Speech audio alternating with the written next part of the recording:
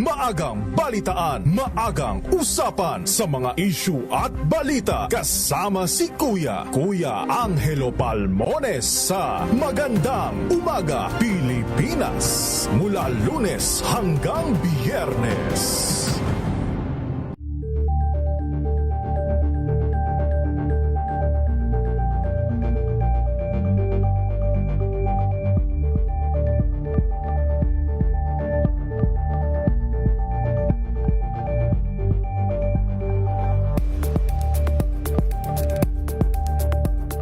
We've got you covered. From the hottest hits, exclusive interviews, kilig to the bones fan meet experience, and hataw performances of your favorite stars. Saturdays, 12 noon, dito lang sa DZRH TV.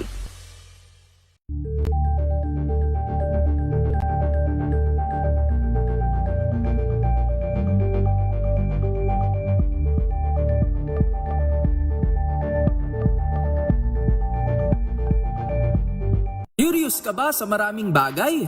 Kami na ang bahala dyan. Aalamin, tutuklasin at bibigyang linaw namin ang mga katanungang bumabagabag sa inyong isipan. Sa programa kung saan ang bawat sagot ay galing lamang sa mga eksperto. Ang Expert's Opinion, tuwing linggo alas 3 ng hapon, dito lang sa DZRH TV.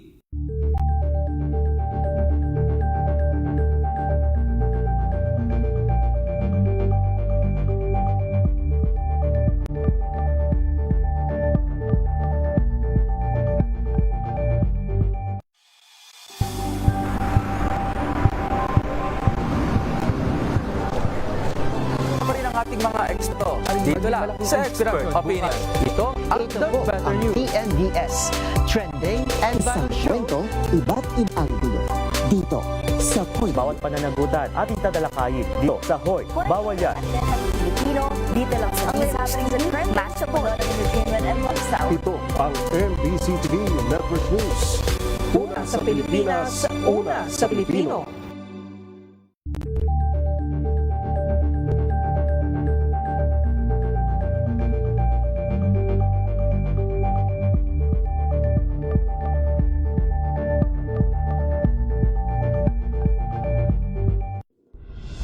Tuloy-tuloy ang pagtulong, tuloy-tuloy ang pagseserbisyo at tuloy-tuloy ang balitaan kasama si May Binauhan sa Operation Tulong mula Lunes hanggang Biyernes.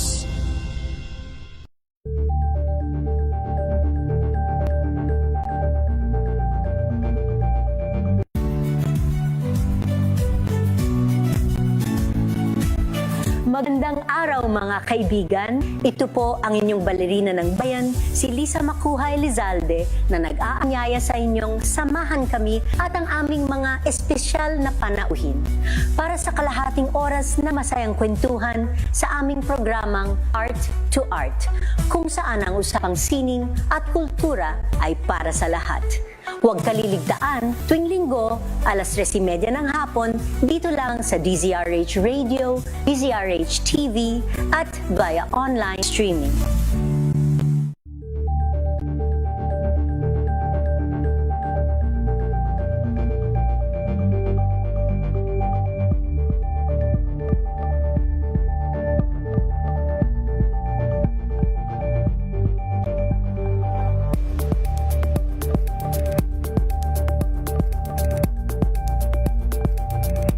Tambalang Anthony Taberna at Jerry Baha ang gigising sa inyong umaga dahil lalatay ang humahagupit na diskusyon at komentaryo Lunes hanggang Biyernes sa 2x2.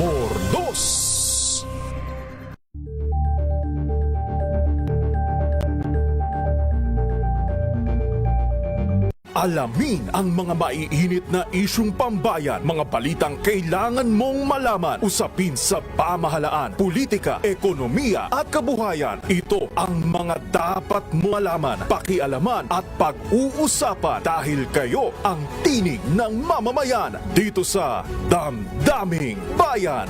Live sa DZRH Radio, DZRH TV at DZRH Digital. Kasama sina Lakay, Deo Macalma at Elaine Apit. Araw-araw, Lunes hanggang Biyernes. Damdaming Bayan.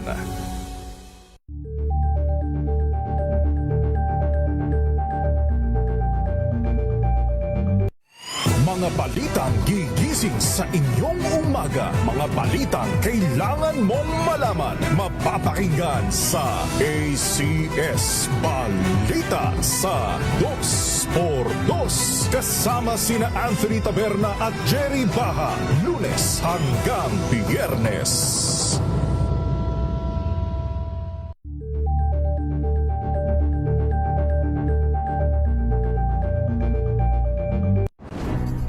Good vibes ang hanap mo? Dito ka na sa sigurado! Mula sa mga istoryang nagbibigay ng inspirasyon hanggang sa mga kwentong may dalang solusyon. Mga balitang pampagaan ang pakiramdam at papaganda ng araw. Hindi lang ba sa good news, kundi the better news. Mula Lunes hanggang Biyernes, 1:00 ng tanghali sa DZRH TV.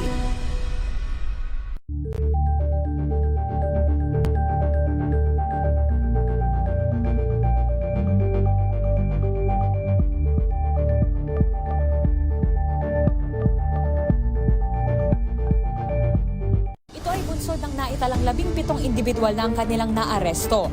Metro Manila Development Authority o MMDA ang No Contact Apprehension Policy o NCAP sa Metro Manila. Sa ilang mga dokumento ay peke. Hindi rin legal ang employment na ipinangako sa kanila. Sa mata ng batas, mananagot ang sangkot at may sala.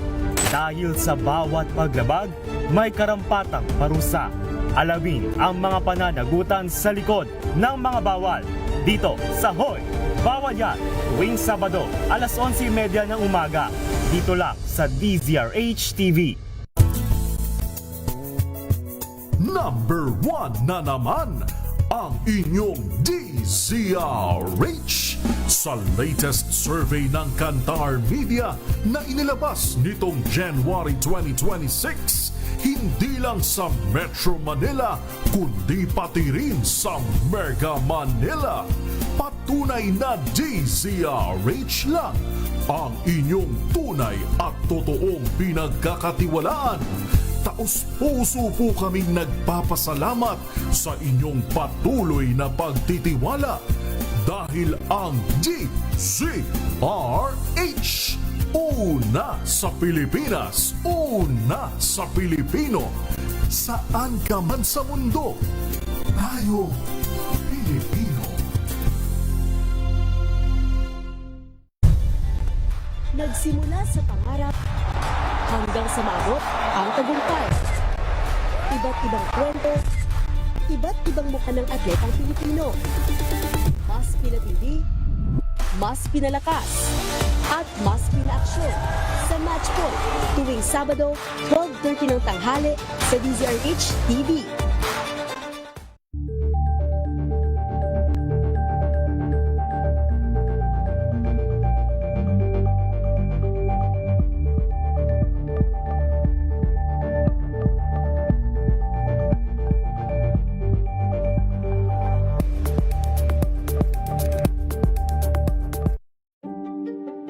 Buklatin ang mga pahina. Pakinggan ang boses ng lipunan. Tunghayan ang mga issue mula sa ibang katayuan. Nakakalungkot kasi deserve ba namin ng ganito? Na hindi nila alam kung ano talaga yung kanilang mga karapatan. Yung gobyerno, tinulungan nila yung kanilang magsasaka. Pinapatahimik tayong lahat using various laws. Through education, kayang-kaya nating baguhin yung ganitong klaseng pag-iisip. Isang kwento, iba't ibang anggulo. Dito, sa Point of View.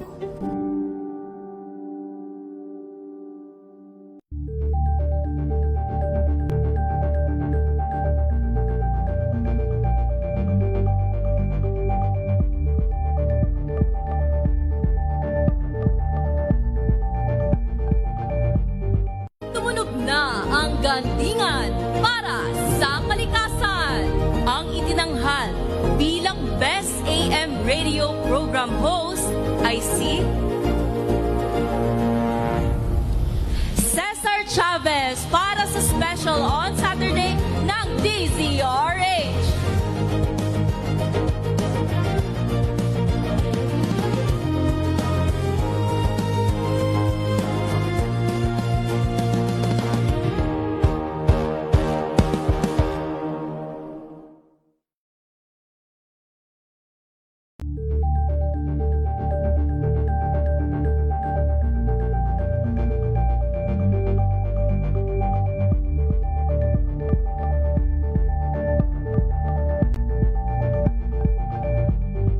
Tinesting, sinuri, siniyasan.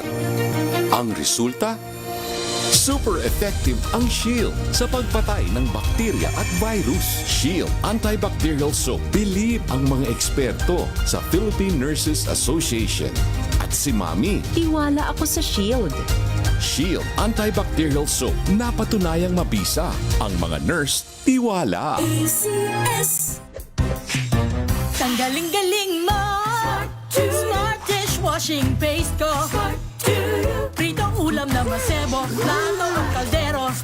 Tanggaling for everyday. Ganyan pag smart ang dishwashing paste. May double tanggaling formula. Tanggal ang sebo. Tanggal ang bakterya. Pahit para walang bahid. Linis fantastic sa metal at plastic. Number 1 ko to. Tanggaling-galing mo. Smart dishwashing paste. ACS. Let us unbox MX3 capsule. Each box has 60 vegetable capsules that tested and proven to help reduce pain discomfort. 2 capsules daily with healthy diet and exercise. MX3. Tunay, natural, at original. Mahalagang paalala, ang MX3 capsule ay hindi gamot at hindi dapat gamiting panggamot sa anumang uri ng sakit.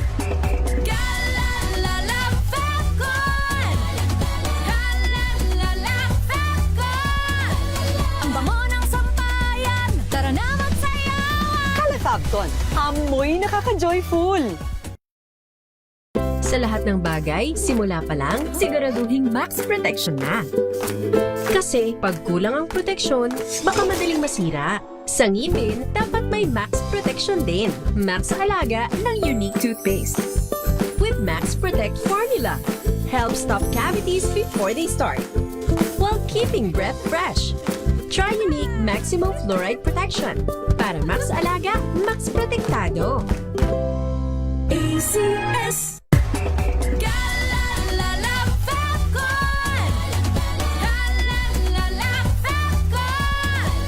Ang bango ng sampayan. Tara na magsayawan. Calafabcon, amoy nakaka-joyful!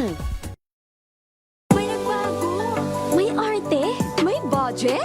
Akala nyo lang yon. So solid. White Rose Papaya. Wow. White Rose. White Rose Papaya. Wow. White Rose. White Rose Papaya. May glow up with White Rose Papaya. White Rose Papaya. May puti power times 2 kasi may papaya at niacinamide. May shea butter and tea tree oil pa. Kutis sulit ang glow up. May glow up with White Rose Papaya.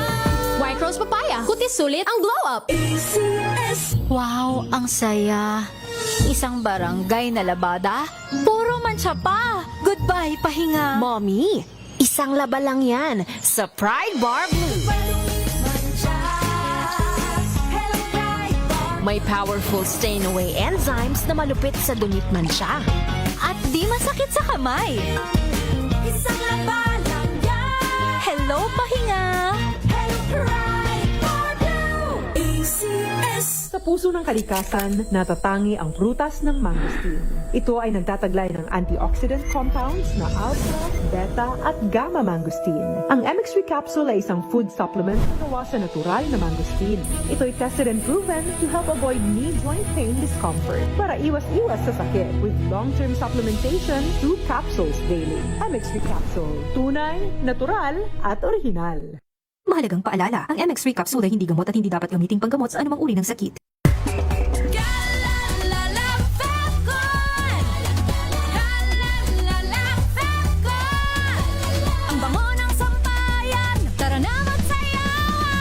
Lipton. Amoy nakaka-joyful!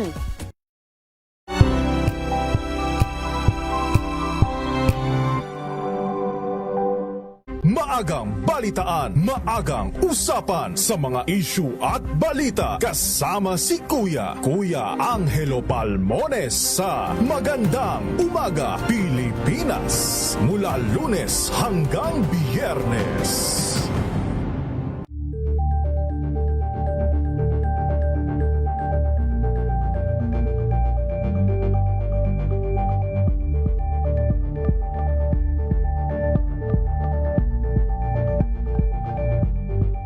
We've got you covered. From the hottest hits, exclusive interviews, kilig to the bones fan meet experience, and hataw performances of your favorite stars. Saturdays, 12 noon, dito lang sa DZRH TV.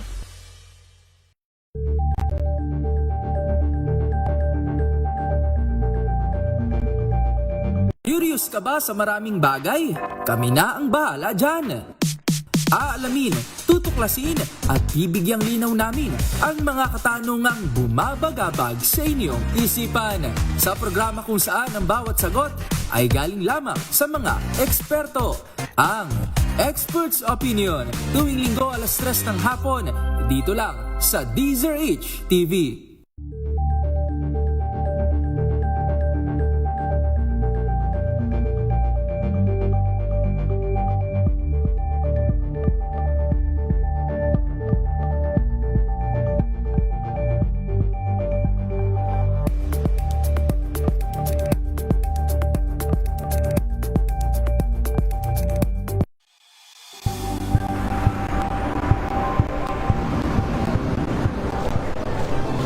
Ating mga eksperto dito sa Expert Opinion. Ito ang The Better News. TNVS, Trending and Isang kwento, iba't ibang anggulo. Dito sa Hoy. Bawat pananagutan ating tatalakay dito sa Hoy. Bawal yan. Pilipino, dito lang sa DZRH. Matchable entertainment and lifestyle. Ito ang NBC TV Network News. Una sa Pilipinas, una sa Pilipino.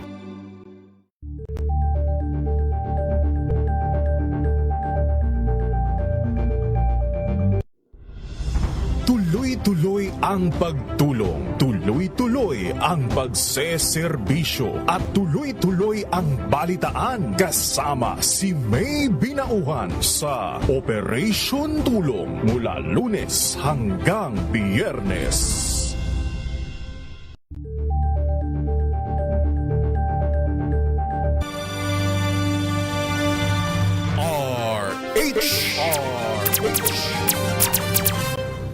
Oras o diyat, 7 minuto makalipas ang 2:00 ng hapon. Walang patid na balita, walang tigil na impormasyon at tuloy-tuloy na reports kasama ang buong puwersa ng DZRH sa buong Pilipinas mula Luzon, Visayas at Mindanao. Lahat ng malalaking balita, maiinit at viral, hagip ng pinakamalawak na newscast sa buong Pilipinas. Rapido, hataw, balita. Rapido, hataw, balita. Kasama sina Ray Sibayan at Romel Fuertes. Rapido, hataw, balita. Mga malalaking balita, hataw na.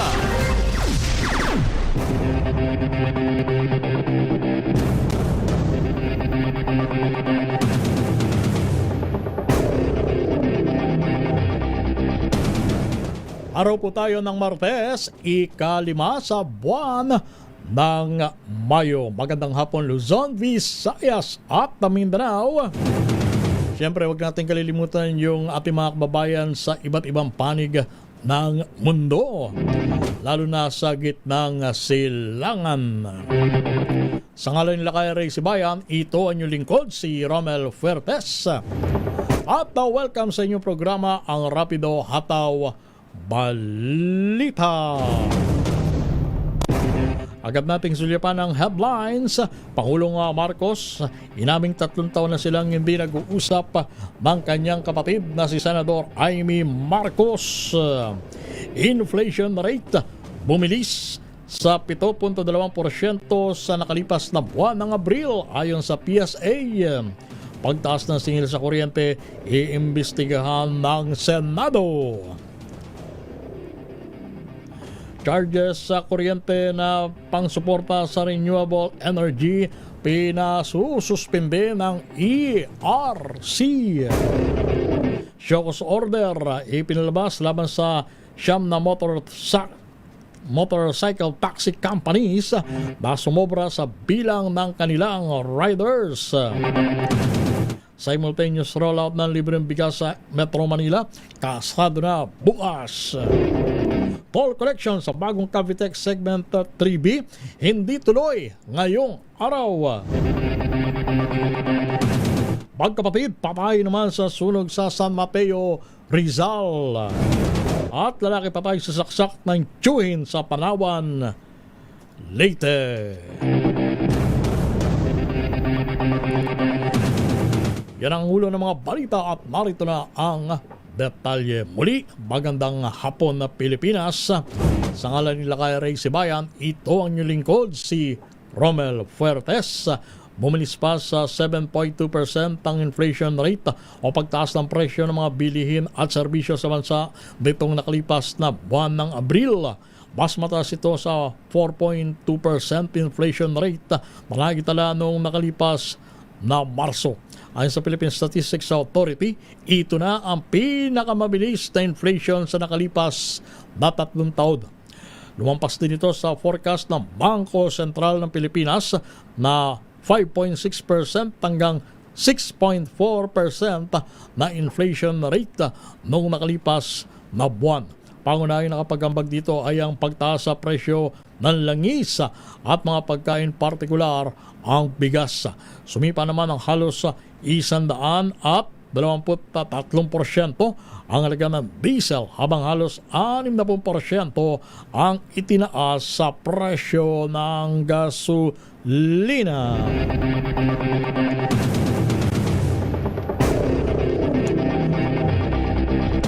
Iimbestigahan na ng Senate Committee on Energy ang biglang pagtaas ng singil sa kuryente matapos ang sunod-sunod na reklamo ng mga consumer. Ayon kay Senador Pia Cayetano, chairperson ng komite, kailangan masagot ng mga electric distribution utility kung bakit napakaraming charges o patong na singil sa electric bill.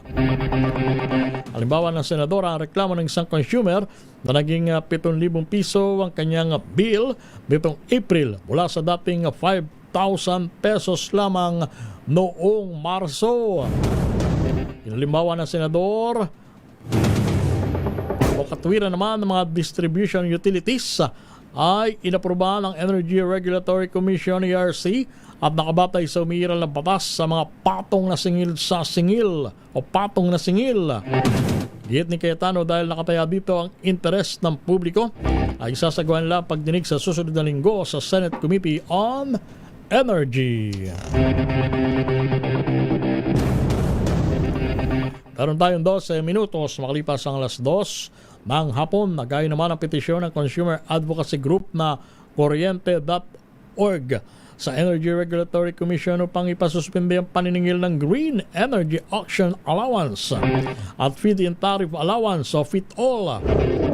Ayon sa kanilang National Coordinator na si Bas Umali, ito'y upang maibsan ang pasanin ng mga consumer sa sobrang taas na singil sa kuryente habang nasa ilalim ng State of National Energy Emergency ang bansa. Binigyan din ni Umali na sa halip na bawasan ang lifeline rate para sa mga 4-piece beneficiary, mas makabubuti umano kung ang mga mandatory charges na napupunta sa malaking korporasyon ay tanggalin na ng gobyerno. Tumutukoy ang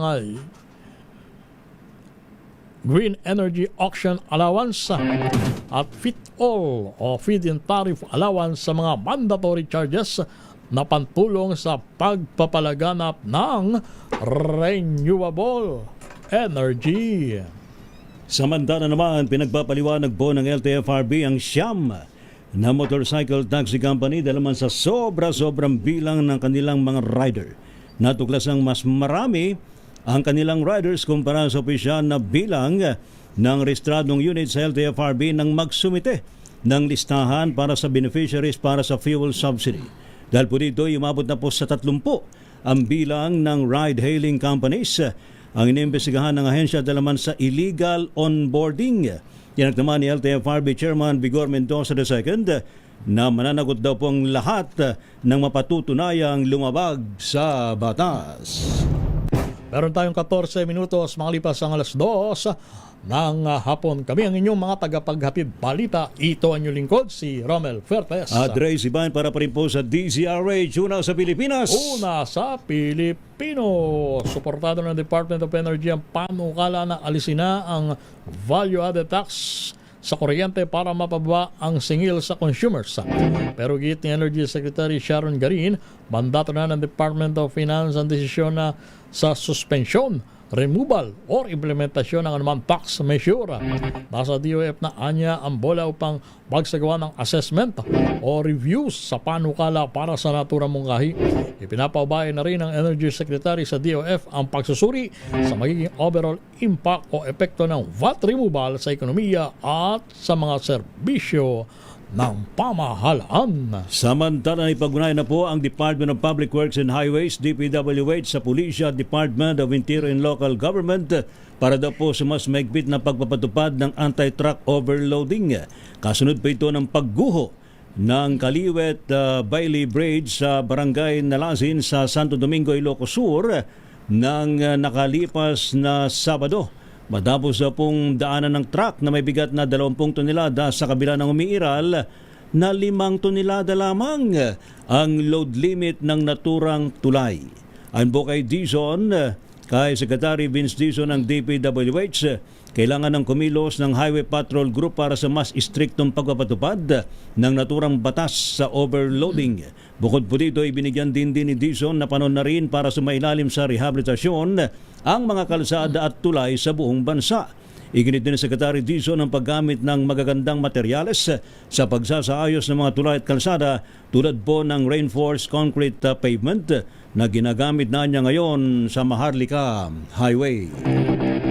Standby, Maring Let Narciso. Standby, paring Raymond at Paas. Standby, Manang Milky Regunan. Kalunos-lunos ang sinapit ng dalawang magkapatid na babae matapos na maipit sa sunog sa Barangay Balandag sa San Mateo, Rizal. Ayon sa mga otoridad, isang 17 anyos at isang 7 taong gulang na bata ang nasawi. Magsimula nga po bandang tanghali at tuluyang naapula pasado alas 2:30 ng hapon. Pero natuklasan lamang ang mga biktima sa loob ng nasunog nilang bahay bandang alas 4 na ng hapon. Inimbestigahan na ng Bureau of Fire Protection ang sanhi ng sunog na pinaniniwalaan nagmula sa isang welding malapit sa lugar. 10 pamilya na wala ng pirahan dahil sa sunog at ngayon ay nanunuluyan muna sa covered court ng barangay. Sa rapido ho ng ating mga report, Pangulong Ferdinand Marcos Jr. inamin daw po 3 taon na silang hindi nag-uusap ni Senadora Amy Marcos. Ating alamin ang update sa Malacanang mula kay RH14, Let Narciso. Miss Let. Ray Romel, inamin nga ni Pangulong Ferdinand Marcos Jr. na hindi na sila nagkakausap ni Senator Amy Marcos sa nakalipas na halos 3 buwan. Ayon kay Palace Officer Claire Castro, sagot ito ng Pangulo ng mahinga ng reaksyon sa mga bagong pakayag ng kapatid. Inarawan ng Senadora ang kanyang relasyon sa Pangulo bilang non-existent. Sabi ni Castro, kinumpirma ni Pangulong Marcos na hindi dumadalo si Senator Amy sa mga pagtitipon okasyon sa kanilang pamilya. Narito si Jose Castro. He said, yes, they haven't spoken for almost 3 years. She has not been attending family gatherings, family events. So yun po ang sagot na po. Batay sa paglalarawan ni Jose Castro sa reaksyon ng Pangulo, dismayado ito sa salitang naririnig sa kapatid. Nang matanong naman kung paano umabot sa matagal na panahon ang hindi pag-uusap ng magkapatid, sabi ng Palace official, Mainam na si Senator Amy ang tanungin dahil walang anumang damdamin ang presidente sa kanyang manang. Ito si Let Narciso para sa DZRH. Una sa Pilipinas, una sa Pilipino. Magkapatid na Tulfo, wag nang isama sa mga presidential at vice presidential survey ayon kay Senador Erwin Tulfo. Report mula sa Senado, RH number 28, Paring Raymond. Nataas, Paring Raymond.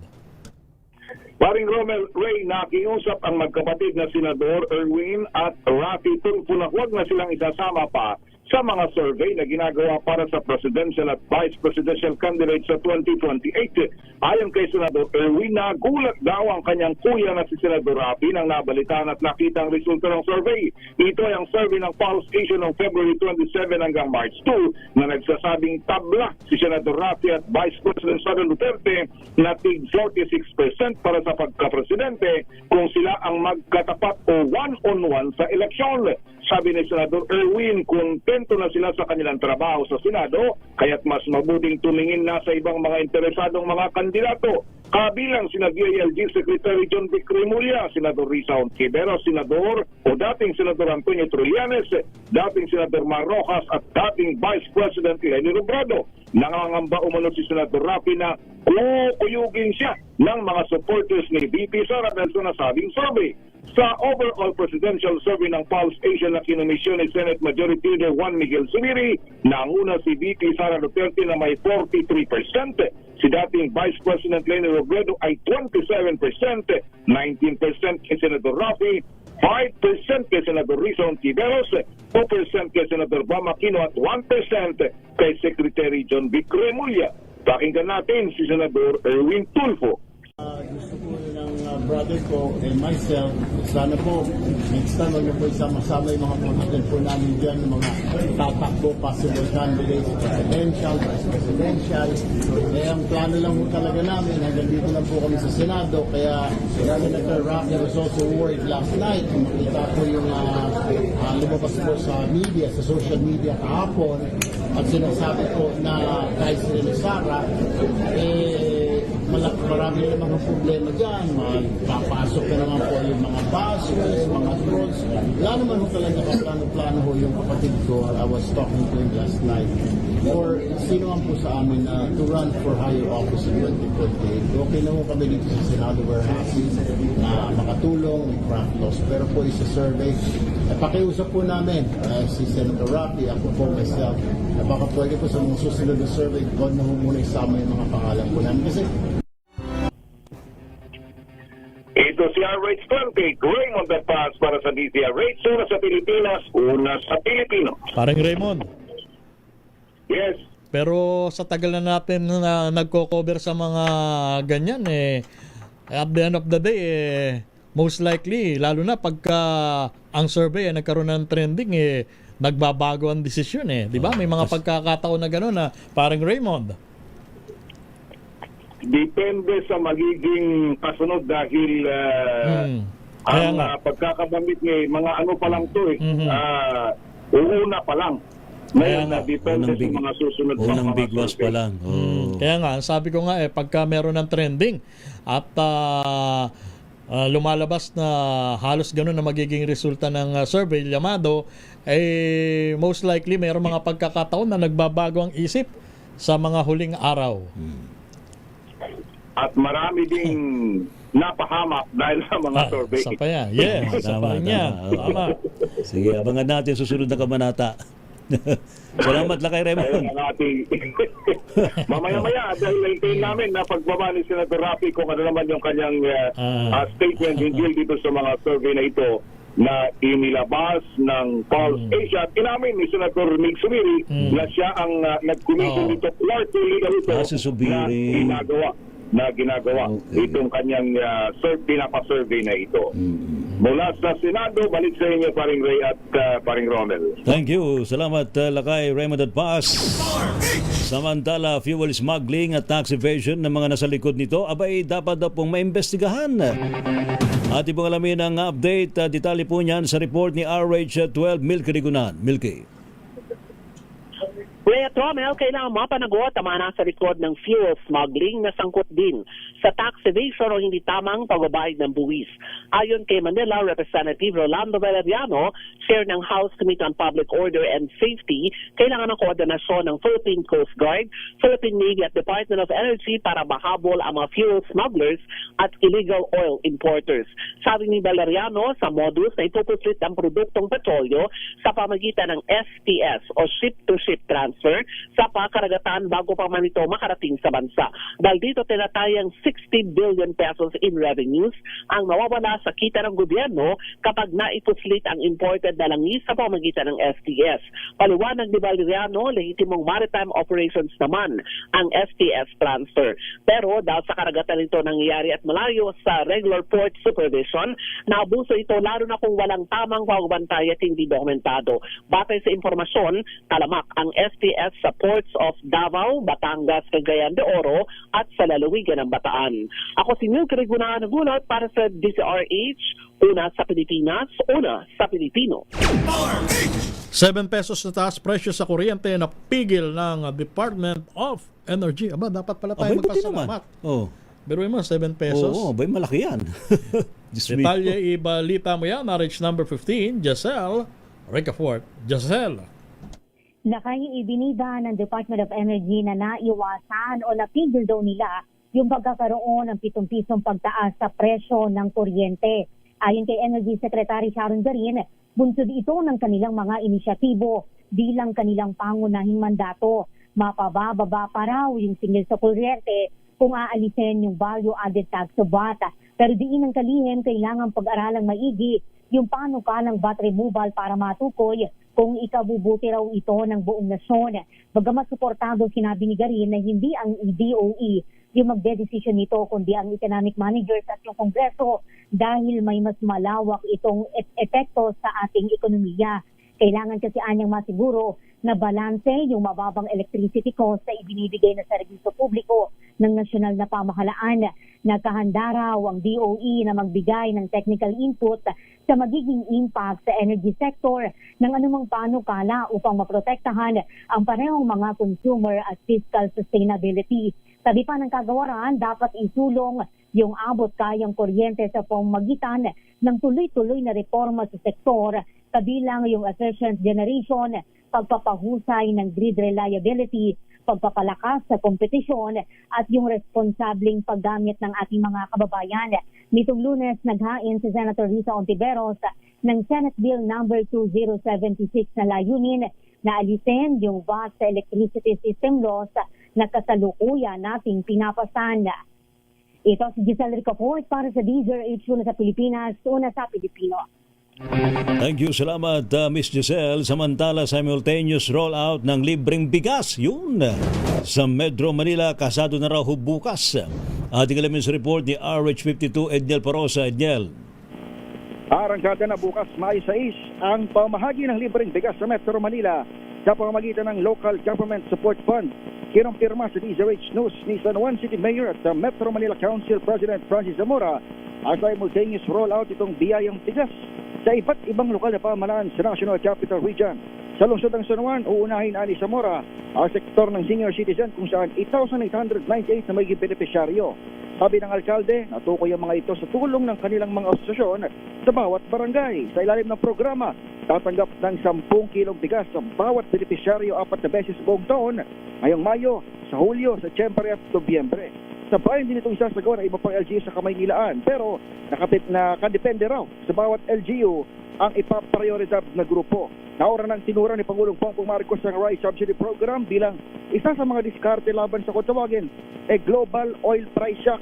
Bago ito, nagbaba ng pondo ng national government sa mga LGU upang magsilbing frontliner pagdating sa infrastruktura at bigay ng dagling ayuda kahit na lamang ng produktong bigas. Ako si Edniel Parosa, DZRH, una sa Pilipinas, una sa Pilipino. Toll collection sa bagong Cavitex segment na 3B hindi matutuloy ngayong araw. Kung bakit, alamin natin. Report mula kay RH number 29, Boy Gonzales. Boy. Lakay Romel, hindi matutuloy ngayong Martes ang nakatagdang pagpapatupad ng toll collection sa bagong bukas na segment 3B na Manila Cavite Expressway o Cavitex. Ayon sa pahayag ng tanggapan ni Philippine Reclamation Authority o PRA Chairman, Atty. Alex Lopez, hindi pa napapanahon ang paninigil ng toll dahil sa patuloy na hinaharap ng bansa ang mga kasalukuyang hamon at marami pang dapat ayusin sa operasyon ng nabanggit na expressway. Matatanda na binuksan sa publiko ang 2 kilometrong na kalsada noong Marso 30 ni Pangulong Federal na Bongbong Marcos Jr. at libre itong ginamit ng publiko sa buong buwan ng Abril. Ang segment 3B ay nag-uugnay sa Cavitex mula Parañaque City patungong Taguig City. Sa naunang anunsyo ng Toll Regulatory Board noong Mayo 2, nakasado man sa sisigilin sana ng 59 pesos sa Class 1, vehicles 117 sa Class 2 at 176 pesos sa Class 3. Gayunman, nilinaw ni Atty. Lopez na wala pang final na desisyon ang Manila Cavite Toll Expressway Project o Committee hinggil sa actual na pagsimula ng toll collection. Binubuo ang committee ng PRA, Public Estates Authority, Toll Corporation at Cavite Infrastructure Corporation na pinamumunuan ng negosyanteng si Manny Pangilinan. Ayon pa sa PRA, malagang sa alang-alang ang kapakanan ng publiko alinsunod sa direktiba ng Pangulo na pag-aangin ang pasanin ng mga mamayan sa gitna ng kasalukuyang krisis. Kahit pa mahalaga rin ang pagbawi ng gastos sa proyekto. Ito si Boy Gonzales para sa DZRH, una sa Pilipinas, una sa Pilipino. Thank you, salamat Boy Gonzales. Samantala, suspect daw po sa panibagong kaso ng gas and run incident sa Quezon City, abay hinahunting daw ho ng mga pulis. Report mula kay RH5, Val Gonzales. Val. Ray, isang lalaking sakay ng asul na sedan ang tumakas matapos magpakarga ng gasolina na nagkakahalaga ng 1,500 piso sa isang gasolinahan sa Mindanao Avenue, Barangay Bahay Toro, Quezon City. Sa report ng Quezon City Police District, nangyaring insidente bandang alas 3:16 ng madaling araw ng Linggo, Mayo 3. Sa investigasyon ng QCPD, agad na nag-report ang gasoline attendant sa mga pulis matapos tumakas palayo ang suspect nang hindi nagbabayad. Nagpalabas na ng flash alarm ang QCPD at kasalukuyang nire-review ang mga CCTV footages mula sa gasolinahan at ilan pang mga katapat na establishmento upang matukoy ang pagkakakilanlan ng suspect. Nananawagan ng QCPD sa publiko na maging alerto at makipagtulungan na ang sino man na nilang may impormasyon tungkol sa lalaking nakuna ng CCTV sa nasabing gas and run incident ay pinakikiusapang mag-report sa pinakamalapit na istasyon ng pulisya o kaya tumawag sa Emergency 911 o Quezon City Helpline 122. Ito na ang pang-apat na naitalang gas and run case dito sa Quezon City kasunod ng pagtataas ng presyo ng produktong petrolyo dahil sa nangyayaring giyera sa pagitan ng US-Israel at bansang Iran. Ako si Val Gonzales, DZRH, una sa Pilipinas, una sa Pilipino. Lalaking wanted ng Calabarzon Police sa kasong statutory rape sa Carmona City, arestado sa Pampanga, RH number 27, Mr. Noche Cacas. Mr. Noche. Romel Talakay Ray, arestado sa joint operation ng mga operatiba ng Police Regional Office 4A Intelligence Division. Ang most wanted person ng Calabarzon Region sa kasong statutory rape. Inaresto ang akusado si alias Ronron. Ito ay matapos matudugan na nagtatago ito sa Barangay San Juan ni Pomosino Bautista sa bayan ng Guabua sa lalawigan ng Pampanga. Nagugat ang pag-aresto ng maglabas ng warrant of arrest ang Carmona City Cavite Regional Trial Court Branch 109. Sa kaso na walang piyansa ay turn over na ng Cavite Regional Intelligence Team sa Carmona City Police Station si alias Ronron habang hinihintay ang kanyang commitment order. RH 27 na nagkakas DZRH, una sa Pilipinas, una sa Pilipinas. Thank you, Noche. Talokan LGU DOH East Avenue Medical Center abay lumagdaraw po ng Memorandum of Agreement para daw po sa mas mabilis na health services. Ating alamin sa report ni RH23, Edwin Duque. Edwin. Tama na kay Ray. Inaasahang mapapabilis lang ngayon at lalawak pa ang ating servisyo digital. May mga residente dito sa Caloocan. Pagkarang lumagda ng memorandum of agreement ng SHU Medical Center at Department of Health at ang Caloocan Health Department ay pera lumalapitan. Ang MOA ay upang mas maging treating o specific o referral system sa mga hospital at health centers at sa lahat ng kanilang mga health facilities. Dahil alam mo ng kasunduan ay magkakaroon na ng ugnayan ng Caloocan LGUs na nakatuon sa implementation ng Universal Healthcare Law o mas pinabilis at pinadaling referral process para doon sa mga pasyente pinalakas ng kalidad o kalidad ng serbisyong medical sa mga mayanalo na rito ngayon sa lungsod ng Caloocan. Alas 9 sa Edwin Duque nagulat sa Nusa Region sa Pilipinas o sa Pilipinas. Thank you, Edwin Duque. Rapido, hataw, balita. Standby, mga balita mula po sa mga probinsya Pilipinas ang oras, alas 2:35.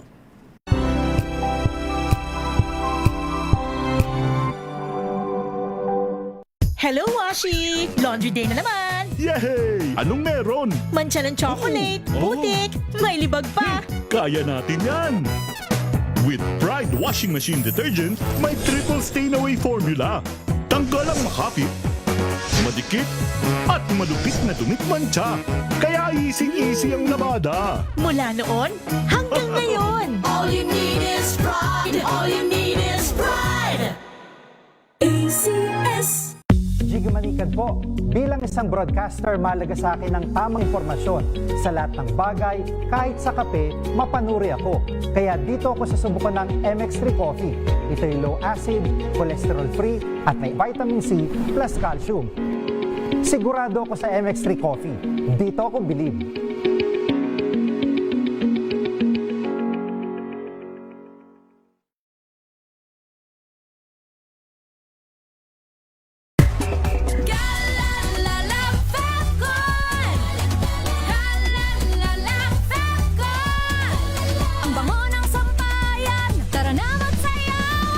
Fabcon, amoy nakaka-joyful.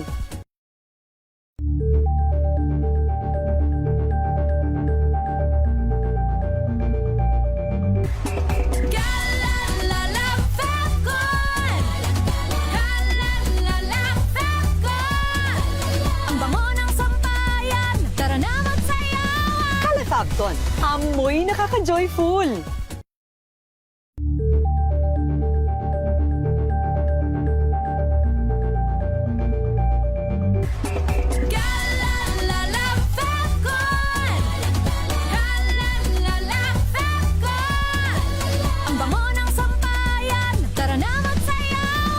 Fabcon, amoy nakaka-joyful.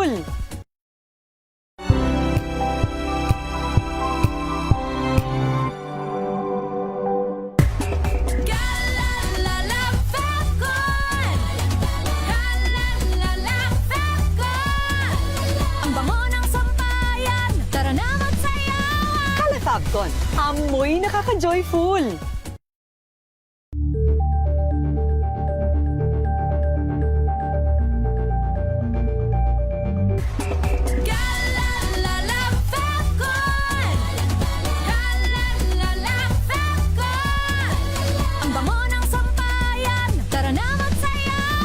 Fabcon, amoy nakaka-joyful.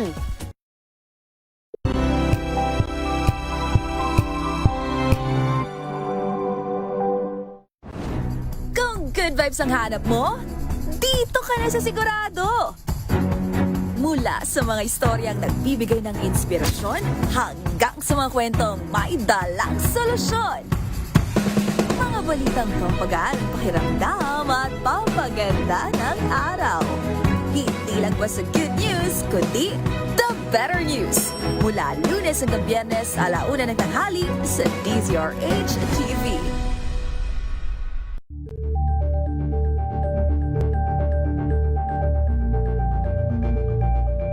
Ito ay bunsod ng naitalang 17 individual na ang kanilang naaresto. Metro Manila Development Authority o MMDA ang No Contact Apprehension Policy o NCAP sa Metro Manila. Sa ang ilang mga dokumento ay peke. Hindi rin legal ang employment na ipinangako sa kanila. Sa mata ng batas, mananagot ang sangkot at may sala. Dahil sa bawat paglabag, may karampatang parusa. Alawin ang mga pananagutan sa likod ng mga bawal. Dito sa Hoy! Bawal Yan! Tuwing Sabado, alas 11:30 ng umaga. Dito lang sa DZRH TV.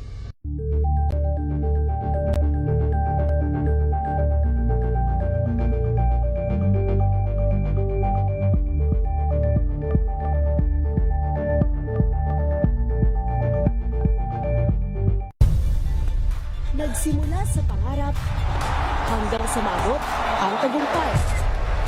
Iba't ibang kwento, iba't ibang mukha ng atletang Pilipino. Mas pinatindi, mas pinalakas, at mas pinaaksyon sa Match Point tuwing Sabado, 12:30 ng tanghali sa DZRH TV. Number 1 na naman ang inyong DZRH sa latest survey ng Kantar Media na inilabas nitong January 2026. Hindi lang sa Metro Manila, kundi pati rin sa Mega Manila. Patunay na DZRH lang ang inyong tunay at totoong pinagkakatiwalaan. Taos-puso po kaming nagpapasalamat sa inyong patuloy na pagtitiwala dahil ang DZRH, una sa Pilipinas, una sa Pilipino. Saan ka man sa mundo, tayo Pilipino.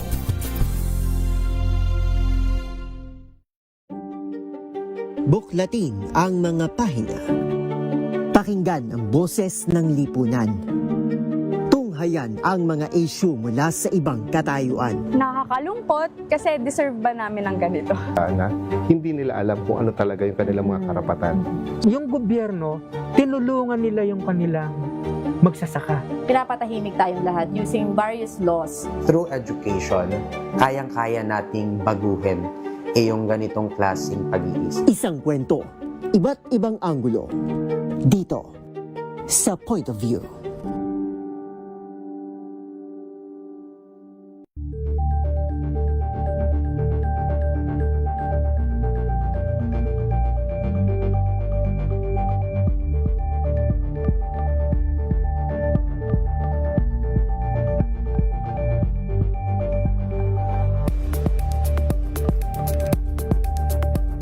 Tumunog na ang gandingan para sa kalikasan.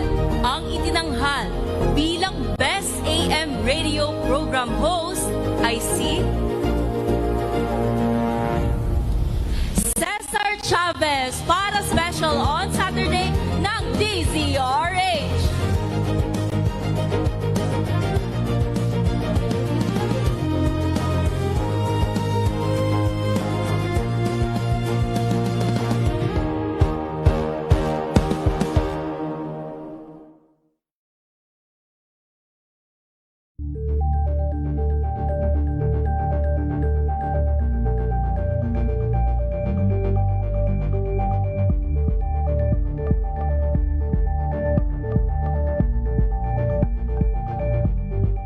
Maagang balitaan, maagang usapan sa mga issue at balita. Kasama si Kuya Angelo Palmones sa Magandang Umaga Pilipinas. Mula Lunes hanggang Biyernes. Sa ating pa rin mga balita mga kaibigan sa Rapido Hataw Balita ngayon pong Martes, 5 sa buwan ng Mayo. Hindi mo nang alamin ang update mula kay Grace Enzano. Halos 200,000 pisong halaga daw po ng illegal na LPG na kumpiska sa Cabanatuan City. Report mula kay RH25, Grace Enzano. Grace! Yuhu! Wala si Grace. Naputol ang kanyang linya. Atin mo nang alamin ang update mula sa Mindanao. Pagtugis daw po sa nakatakas na wanted person sa Buadi, Poso, Buntong, Lanao del Sur, pinaigting ng pulisya. Report mula kay Jun Dimakutak. Jun! Anyway, matapos ang bigong pag-serve ng PNP SAS ng warrant of arrest sa isang wanted person kahapon sa Barangay Katugunan, Buadi, Poso, Lanao del Sur, kung saan isa ang napatay at 4 ang sugatan sa hanay ng PNP SAS, habang nakatakas naman ang subject ng warrant of arrest sa isang Socaer Jungkat na wanted sa mga kasong murder at attempted murder. Sa public statement na nilabas ng bagong tumatayong Police Office BARM Regional Director, Police Brigadier General Christopher Abesia, kahapon ay nagsagawa na ng hot pursuit operation ng joint elements ng kapulisan. At ngayong araw, mas lalo pa umanong pinalakas ang manhunt operation at pinalawak pa ang dragnet operations sa layuning masuyod ang mga lugar na posibleng pinagtataguan ng wanted na si Socaer Jungkat kasama ng mga tauhan nito. Ayon sa PROBAR, lahat ng kinakailangang hakbang ay gagawin nila upang mahuli ang perpetrators at mapanagot sa kanilang mga patong-patong na pagkakasala sa batas. Mula sa Central Mindanao, RH19, June Dimakutak, DZRH, una sa Pilipinas, una sa Pilipino. Balik muna tayo dito sa Metro Manila. Isa sa 2 suspect sa Perry Mariano murder case. Tukoy na ng PNP. RH number 52, Edniel Parosa. Edniel. Kilala na ng pambansang pulisya ang isa sa 2 suspect sa pamamaril at pagpaslang sa pool patron na si Terry Mariano dito sa bahagi ng Quezon City. Tapos interview dito sa Camp Crame, katapos lamang inanunsyo ni PNP spokesperson, Police Brigadier General Rado Tuanyo, na natukoy na itong posibleng driver ng riding in tandem sa tulong ng fingerprint na nakuha sa na-recover ding motorsiklo. Kasalukuyan naman ng hinahunting ng Special Investigation Team ang nabanggit sa labas ng Metro Manila. Dagdag ni Tuanyo, dati ng may warrant of arrest ang tinutugis, pero hindi pa makapagbigay ng dagdag na impormasyon ng PNP upang hindi mapala mga nagpapatuloy na manhunt. Kaugnay nito, kumpiyansa naman si PNP Chief Police General Jose Melencio Nartatis Jr. sa hiwalay na panayam na mabubuking ang mastermind oras na maaresto itong isa sa mga suspect. Kabilang doon sa mga tinitig na anggulo ani Nartatis ay business rivalry na ikinasawi kalaunan ng pool patron na kilala rin na may-ari ng ilang mga bar at hawak na small town lottery. Pakinggan natin si General Nartatis. As to the gunman, dalawa yung nakita natin. Meron tayong dito. Hopefully, we can go to the bottom of this incident, unmasking the mastermind, and getting to know yung motive. Ang tinig ng PNP Chief. Mula rito sa Camp Crame, ako si Edniel Parrosa, DZRH, una sa Pilipinas, una sa Pilipino. Thank you. Salamat, Edniel Parrosa. Samantala naman natin pong balikan na report mula kay Grace Ansano. Mula po dyan sa Nueva Ecija. Grace. Trey, arestado ang isang 50 taong gulang matapos nga na maging positibo sa ikinasang bypass operation ng mga tauhan ng CIDG, itong Criminal Investigation and Detection Group, Cabanatuan City. Ang kinilala sa alias na Weman ang naaresto matapos nga mahulihan ito sa pagbebenta ng mga illegal na liquefied petroleum gas o LPG. Sa ikinasang na operasyon sa Purok 1 sa Barangay Kalikid, Cabanatuan City. Dito ay na-recover ang nasa 81 mga empty Regasco cylinders at gayon din yung 14 na ilang pang kilalang mga kalan na ginagamit sa pagluluto. Sa ngayon, ang mga tauhan ng CIDG dito sa Cabanatuan ay pang-6 na ito sa nagpositibo sa kanilang mga ni-raid. Aabot sa mahigit 1 milyon simula noong pang nakalipas na buwan at ngayon nga aabot sa halos 200,000 piso ang mga nakumpiskang illegal na mga LPG tank. Yan ang ating update. Ito si RH25, Grace Vera Sansano, una sa Pilipinas, una sa Pilipino. Isang criminology graduate timbog sa bypass operation sa La Trinidad, Benguet. RH number 41, Romy Gonzalez. Lakay. Natimbog ang isang criminology graduate sa ikinasang bypass operation na mga operatiba ng Benguet Provincial Drug Enforcement Unit sa Siamolog, Pico, La Trinidad, Benguet. Ang 25 anyos na suspect ay kinilala ng pulisya na alias Janjan Binata. Labor Presidente sa Samolog, Picot at Tubo sa Taguding, Ilocos Sur. Natiklo ito matapos magbenta ng isang pakete ng hinihinalang Cebu na may timbang na 1 gramo at may standard drug price na 3,468 pesos sa isang operatiba na nagtanggap na buyer. Nakumpiska sa kanya ang 2 pakete pa ng Cebu na nagkakalaga ng 1,564 pesos. Nasamsam din ang ilang non-drug evidences kasama ang genuine at budol money, cellphone at pouch. Sasampahan ng suspect sa kasong paglibag sa Republic Act 9165 o Comprehensive Dangerous Drugs Act of 2002. Ito si RH41 Romy Gonzalez para sa DZRH. Una sa Pilipinas, una sa Pilipino. Thank you. Maraming salamat kay Romy Gonzalez. Samantala, isa namang lalaki patay sa saksak ng kanyang tiyuhin sa may Tanawan, Leyte. Report mula kay Jimmy Angay-Angay. Jimmy. Patay ang isang 46 anyos na lalaki matapos saksakin ng sarili nitong tiyuhin sa barangay Kahumayumayan, bayan ng Tanawan, Leyte kagabi. Bandalas 8:20. Kinilala ng PNP ang biktima si alias Bintot, isang magsasaka at residente sa naturang bayan. Ang sospek naman kinilala na si alias Brando, 66 anyos at tiyuhin ng biktima. Batay sa investigasyon ng pulisya, nakaupo ang biktima sa likod ng kanilang bahay nang lapitan ito ng sospek at bigla na lamang sinaksak sa liig gamit ang kitchen knife na walang malinaw na dahilan.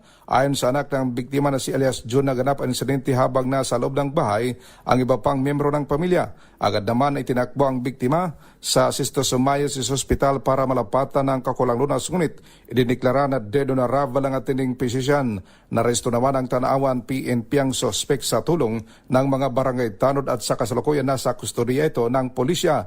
Nakumpiska ng kapulisan ang patalim na ginamit sa krimen. Patuloy investigasyon ng mga otoridad upang matukoy ang motibo sa krimen. Mula dito sa DYVL Action Radio Tacloban, ito si R32 Jimmy Angay-Angay para sa DZRH. Una sa Pilipinas, una sa Pilipino. Mahigit sa 270,000 na pesos na halaga ng illegal na sigarilyo masamsam sa estansya Iloilo. Jocelyn Maque ng Action Radio Iloilo.